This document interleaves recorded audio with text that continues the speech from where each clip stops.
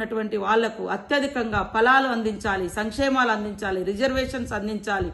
అందుకనే కులగణన చేపట్టాడంటే బీసీ అని చెప్పుకున్నటువంటి మోడీ గారు కులగణన చేపట్టకుండా ఇవాళ బీసీలకు అన్యాయం చేస్తుంటే మా సీఎం రేవంత్ రెడ్డి గారు మరి మోడీ గారు బీసీ అని చెప్పుకుంటాడు, కానీ బీసీ కులగణన చేపట్టడం లేదు.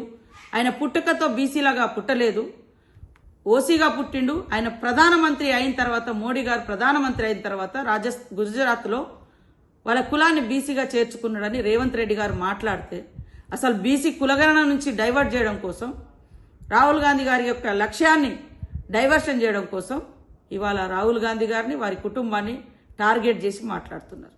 సమాజం ఆలోచించాలి. మా నాయకుడు విజన్ ఏంది, బీజేపీ నాయకుల విజన్ ఏంది?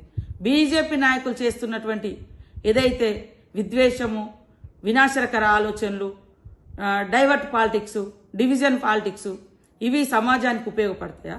ఏమైనా అభివృద్ధి సాధిస్తుందా? ఈరోజు ఈ సమాజంలో నెహ్రూ గారి కాడ నుంచి మరి మొన్నటి వరకు మన మన్మోహన్ సింగ్ గారి వరకు తెచ్చినటువంటి అనేక సంస్కరణలే ఈరోజు ఈ దేశాన్ని, ఈ సమాజాన్ని నిలబెడుతున్నది వాస్తవం కాదా? ఆలోచించాలని ఈ సందర్భంగా కోరుకుంటూ, బండి సంజయ్ గారు మీరు మంత్రిగా ఉన్నారు, భారత రాజ్యాంగం మీద ప్రమాణం చేసి వచ్చేటప్పుడు మరి ఏం చేసి వచ్చారు?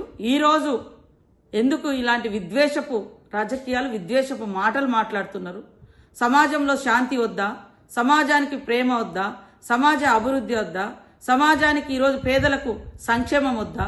మీరు పేదల సంక్షేమం అంటేనే సోమరిపోతులను తయారు చేస్తారని మాట్లాడిన మీరు, బీజేపీ నాయకులు పేదల పట్ల ఏమాత్రం కృతజ్ఞత ఉందో ఒక్కసారి భారతీయులందరూ కూడా ఆలోచించాల్సిన అవసరం ఉందని తెలియజేస్తా ఉన్నాను.